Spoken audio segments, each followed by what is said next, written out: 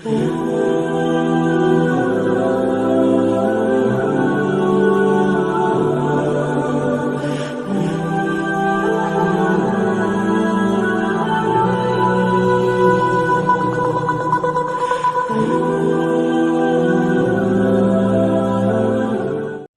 بقرہ part number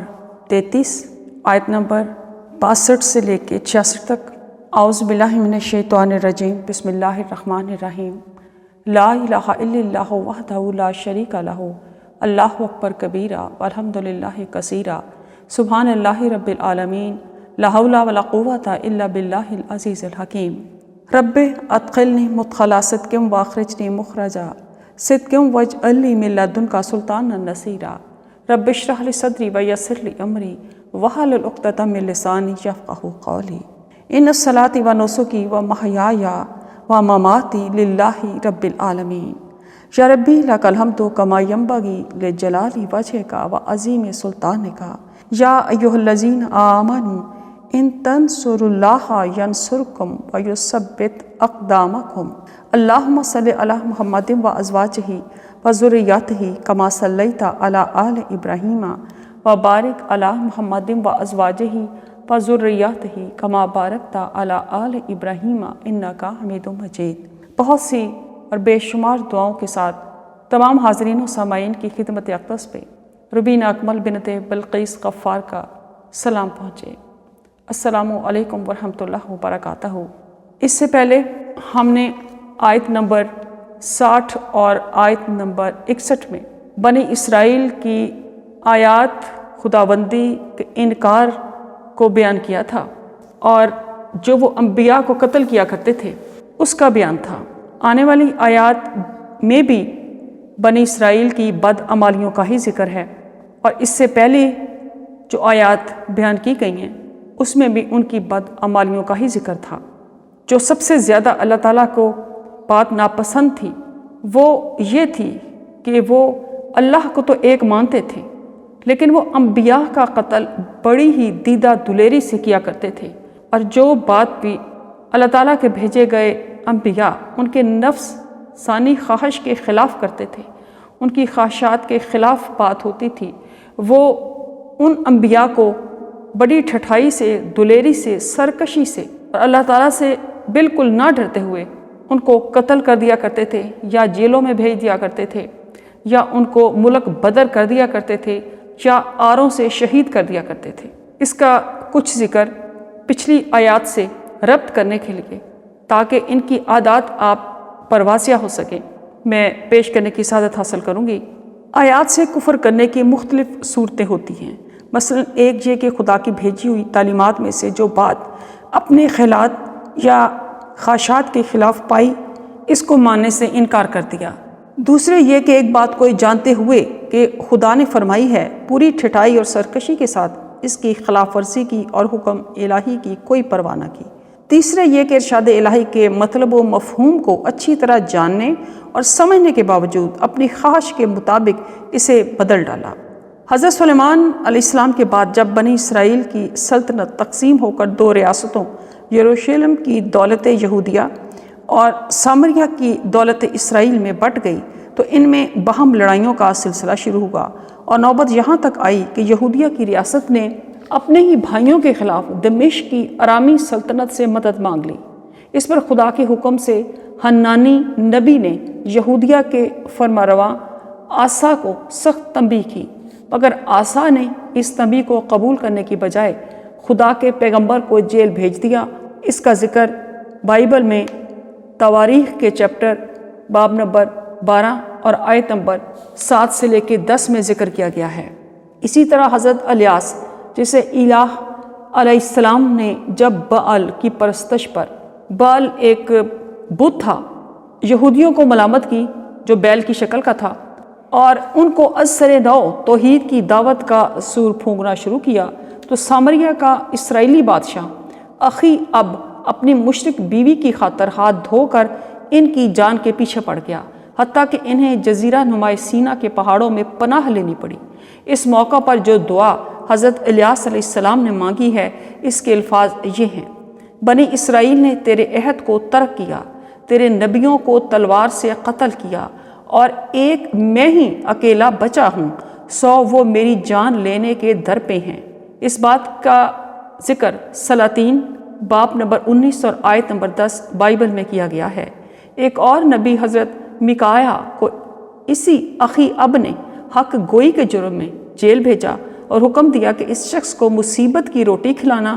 اور مصیبت کا پانی پلانا۔ سلاطین باب 22 آیت نمبر 26 اور 27 میں اس کا پورا واقعہ بیان کیا گیا ہے۔ پھر جب یہودیہ کی ریاست میں علانیہ بت پرستی اور بدکاری ہونے لگی اور زکریا علیہ السلام نبی نے اس کے خلاف آواز بلند کی تو شاہ یہودا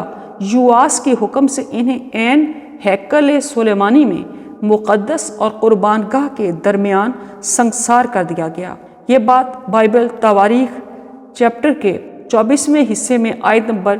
21 میں بیان کی گئی ہے۔ اس کے بعد جب سامریہ کی اسرائیلی ریاست اشوریوں کے ہاتھوں ختم ہو چکی اور یروشلم کی یہودی ریاست کے سر پر تباہی کا طوفان تلا کھڑا تھا تو یرمایہ نبی اپنی قوم کے زوال پر ماتم کرنے اٹھے اور کوچے کوچے انہوں نے پکارنا شروع کیا کہ سنبھل جاؤ ورنہ تمہارا انجام سامریہ سے بھی بدتر ہوگا۔ مگر قوم کی طرف سے جو جواب ملا وہ یہ تھا کہ ہر طرف سے ان پر لعنت اور پھٹکار کی بارش ہوئی، پیٹے گئے، قید کیے گئے، رسی سے باندھ کر کیچڑ بھرے حوض میں لٹکا دیے گئے تاکہ بھوک اور پیاس سے وہیں سوکھ سوکھ کر مر جائیں، اور ان پر الزام لگایا گیا کہ وہ قوم کے غدار ہیں،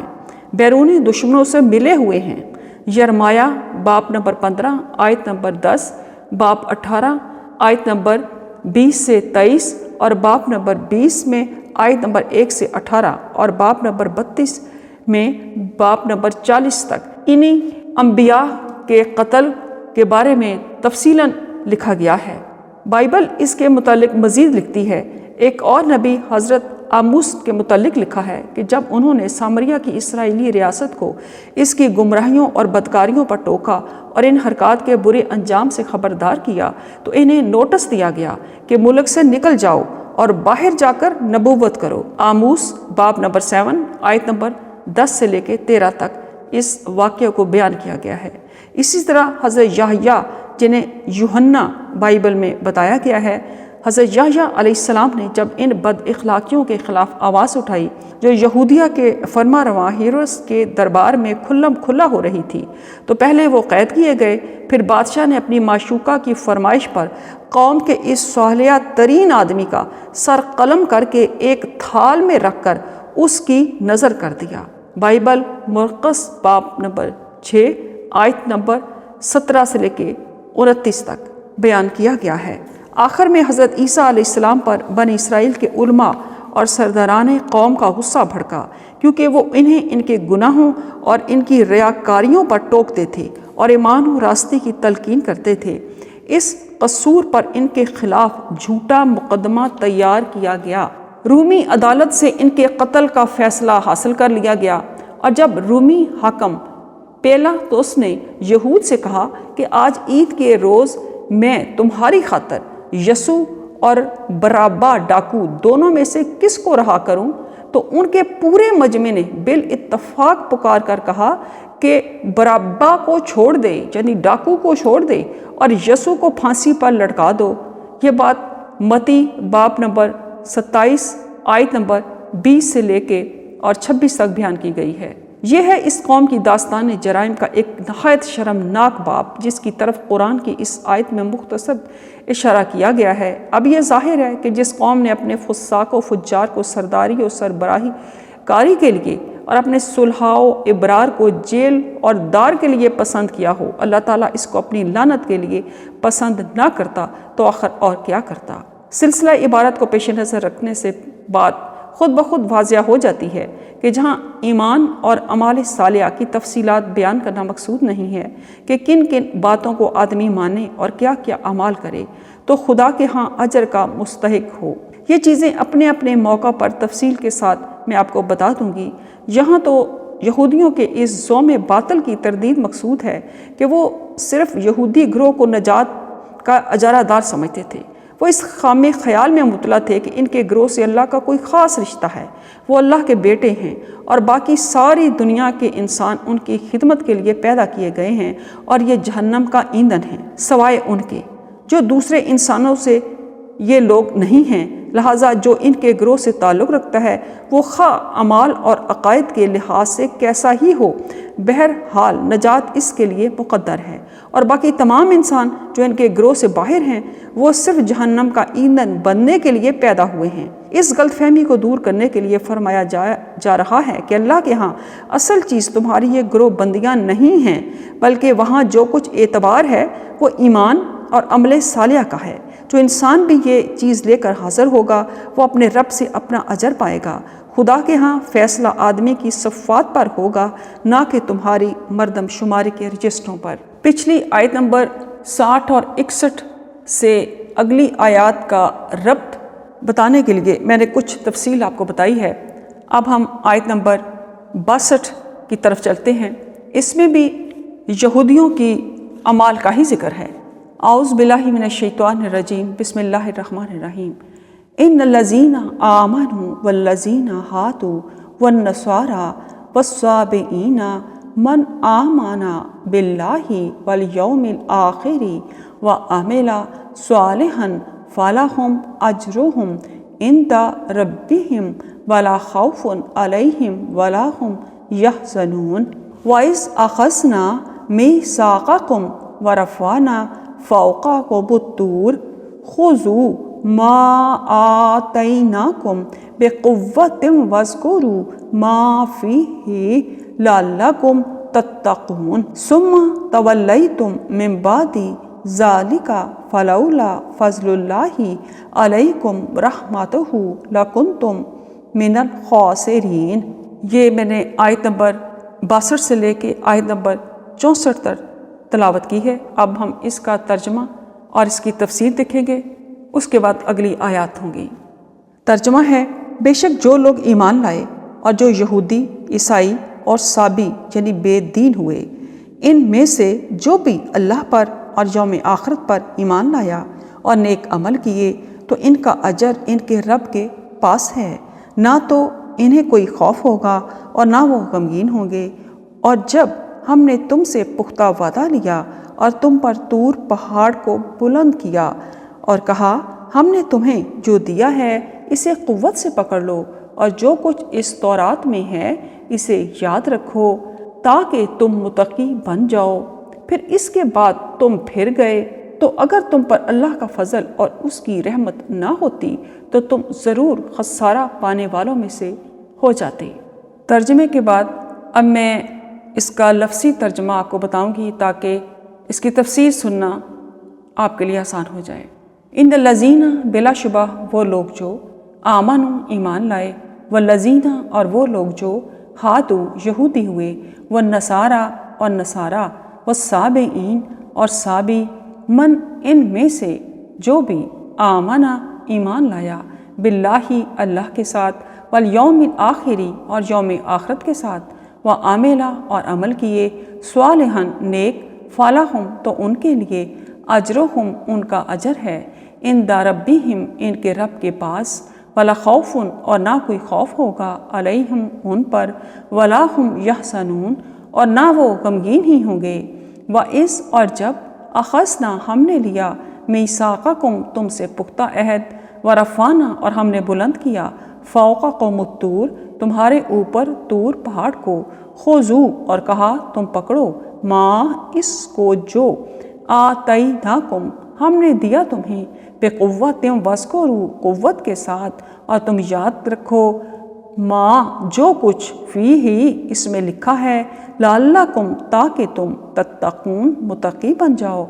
ثم پھر، تولیتم تم پھر گئے، من بعد ذالک اس کے بعد، فلولا لہذا اگر نہ ہوتا، فضل اللہ اللہ کا فضل، علیکم تم پر، ورحمتہ اور اس کی رحمت، لکنتم تو تم ضرور ہو جاتے، من الخاسرین خسارہ پانے والوں میں سے۔ جیسا کہ میں نے اس سے پہلے ربط آیات میں یہ واضح کیا ہے کہ پچھلی آیات میں اللہ تعالیٰ نے جو یہودیوں کے بارے میں یہ فرمایا ہے کہ وہ سب جو ہے عہد شکن تھے، لیکن سب کے سب نہیں تھے، بلکہ اس میں سے کچھ ایسے بھی لوگ تھے جو نیک بھی تھے اور اللہ کے حکم کے مطابق وہ عمل کیا کرتے تھے اور تعلیم دیا کرتے تھے۔ تو ان کے بارے میں یہاں پہ اللہ تعالیٰ نے بتایا ہے جو کہ وہ نبی اسرائیل اپنی سرکشی اور نافرمانی کے باعث جو نبیوں کو تنگ کرتے اور ان کے اوپر ظلم کرتے، ان کے علاوہ ان پر تو اللہ تعالیٰ نے اپنا غضب اور ذلت مسلط کر دی، لیکن اسرائیل کے ہر فرد کا یہ مقدر نہیں تھا، کیونکہ اللہ تعالیٰ پہلے بھی بے حد مہربان تھا اور اب بھی بے پناہ رحم کرنے والا ہے۔ اس نے توبہ کا دروازہ کھول رکھا ہے، اگر ان میں سے کوئی ایمان اور عمل صالح سے متصف ہوگا، چاہے وہ رسول کریم صلی اللہ علیہ وآلہ وسلم کی بعثت سے پہلے ہو، جیسے آپ صلی اللہ علیہ وآلہ وسلم سے پہلے اپنے انبیاء پر ایمان لا کر نیک عمل کرنے والے لوگ ہیں، یا آپ صلی اللہ علیہ وآلہ وسلم کے دور کے یہودی اور عیسائی ہوں، جیسے سیدنا عبداللہ بن سلام، صہیب رومی، زید بن ثانہ اور سلمان فارسی رضی اللہ عنہم ہیں۔ سب کا اجر و ثواب اللہ تعالیٰ کے ہاں محفوظ ہے۔ یہودیوں اور عیسائیوں کو مزید مانوس کرنے اور رغبت دلانے کے لیے اللہ تعالیٰ نے مسلمانوں کے ساتھ صحابیوں کا ذکر بھی فرما دیا، تاکہ یہ حقیقت اچھی طرح واضح ہو جائے کہ رحمت الہی کسی نسل کے ساتھ مخصوص نہیں ہے، بلکہ ساری انسانیت کے لیے عام ہے۔ شرط صرف ایمان اور عمل صالحہ کی ہے۔ سیدنا سلمان فارسی رضی اللہ تعالیٰ عنہ ایک دفعہ نبی کریم صلی اللہ علیہ وآلہ وسلم سے باتیں کر رہے تھے۔ دوران گفتگو انہوں نے اپنے چند ساتھیوں کا ذکر چھیڑ دیا اور کہنے لگے، وہ نمازیں پڑھتے تھے، روزے رکھتے تھے، آپ پر ایمان رکھتے تھے اور گواہی دیتے تھے کہ ان قریب آپ نبی بنا کر مبعوث کیے جائیں گے۔ سیدنا سلمان رضی اللہ عنہ ان کی یہ خوبیاں ذکر کر کے فارغ ہوئے تو نبی کریم صلی اللہ علیہ وآلہ وسلم نے فرمایا، سلمان وہ جہنمی ہیں۔ سیدنا سلمان رضی اللہ عنہ پر یہ بات بڑی شاق گزری، چنانچہ اللہ تعالیٰ نے یہ آیت اتار دی۔ صابی کے لغوی معنی ہیں ایک دین سے دوسرے دین کی طرف نکل جانے والا، یا ایک دین سے دوسرے دین کی طرف مائل ہونے والا۔ نبی کریم صلی اللہ علیہ وآلہ وسلم اور صحابہ کرام رضی اللہ عنہم نے اہل جاہلیت کے دین کو ترک کر کے اسلام کو ماننے کا اعلان کیا تھا، تو کفار قریش انہیں صابی کہنے لگے، کیونکہ انہوں نے ان کا دین چھوڑ کر نیا دین اختیار کر لیا تھا۔ کفار کا انہیں صابی کہنا لغوی لحاظ سے تھا، نہ کہ وہ اس سے اصل صابی قوم مراد لیتے تھے۔ قرآن مجید نے جن لوگوں کو صابی کہا ہے، یہ کون لوگ تھے، کہاں آباد تھے اور ان کا مذہب و مسلک کیا تھا؟ صحابہ و تابعین اور سلف سے اس بارے میں کئی اقوال منقول ہیں۔ سیدنا عبداللہ بن عباس رضی اللہ تعالیٰ عنہ نے رشید جلیل القدر تابعی جناب مجاہد رحمۃ اللہ فرماتے ہیں، صابی مہجوسیوں، یہودیوں اور عیسائیوں کے درمیان ایک قوم ہے جن کا کوئی خاص دین نہ تھا۔ اسی طرح وہب بن منبہ رحمۃ اللہ سے صابیوں کے متعلق پوچھا گیا تو انہوں نے فرمایا، یہ لوگ اللہ کی وحدانیت کی معرفت تو رکھتے تھے، لیکن کسی خاص شریعت کے پابند نہیں تھے، اور نہ یہ کفار ہی تھے۔ یہود و نصارہ کی طرح یہ لوگ بھی آسمانی دین پر تو تھے، اس لیے اللہ تعالیٰ نے یہود و نصارہ کے ساتھ ان کا ذکر فرمایا ہے۔ بعد میں ان کے اندر بگاڑ پیدا ہو گیا اور وہ ستاروں کو پوجنے لگے۔ حافظ ابن کثیر رحمۃ اللہ نے اس حوالے سے متعدد اقوال ذکر کرنے کے بعد اپنی رائے کا اظہار ان الفاظ میں کیا ہے، ان تمام اقوال میں زیادہ قرین قیاس قول مجاہد، ان کے ہم نواؤں اور وہب بن منبہ رحمۃ اللہ کا معلوم ہوتا ہے کہ یہ لوگ نہ دین یہود پر تھے، نہ دین نصارہ پر تھے، نہ مہجوسی تھے اور نہ مشرکی، بلکہ یہ لوگ فطرت پر تھے اور کسی خاص مذہب کی پیروی کے پابند بھی نہیں تھے۔ ممکن ہے اسی مفہوم میں مشرکین مکہ مسلمانوں کو صابی کہتے ہوں کہ وہ روئے زمین کے سارے ادیان سے علیحدہ ہو کر نئے دین سے وابستہ ہو گئے ہیں۔ تاہم بعض اہل علم کا یہ بھی کہنا ہے کہ صابی وہ ہے جسے کسی نبی کی دعوت نہ پہنچی ہو۔ اللہ تعالیٰ نے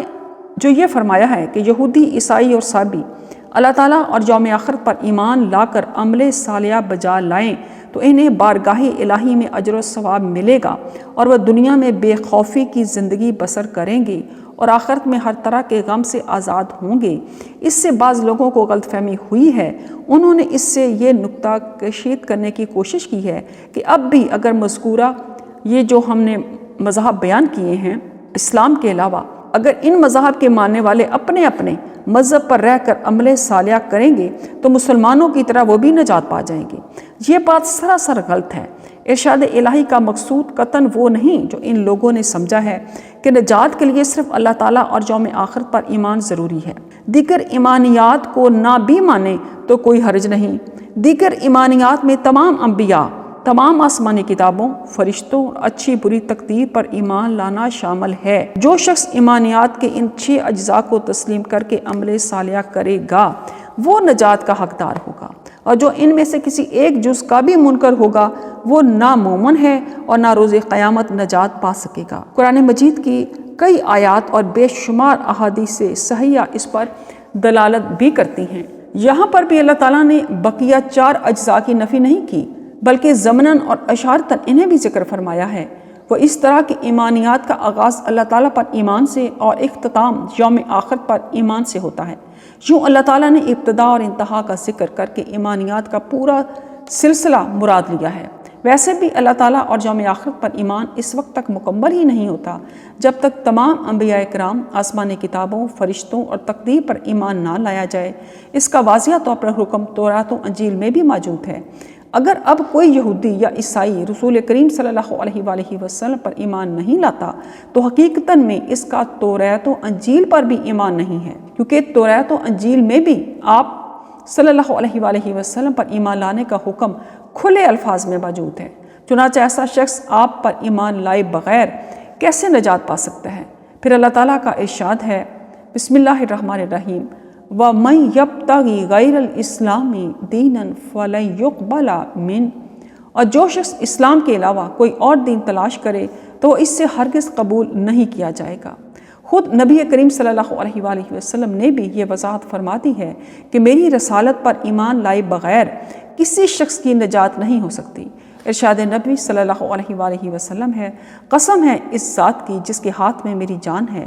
اس امت کا کوئی بھی یہودی یا عیسائی جو میرے متعلق سن لے مگر وہ مجھ پر ایمان لائے بغیر مر جائے تو وہ آگ میں داخل ہوگا۔ صدق اللہ العظیم۔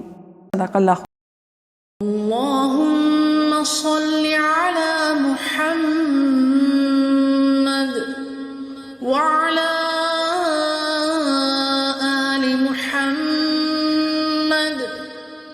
كما صليت على إبراهيم وعلى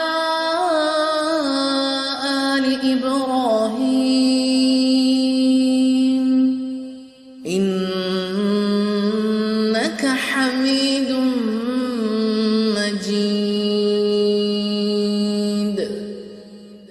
اللهم بارك على محمد وعلى آل محمد كما باركت على إبراهيم وعلى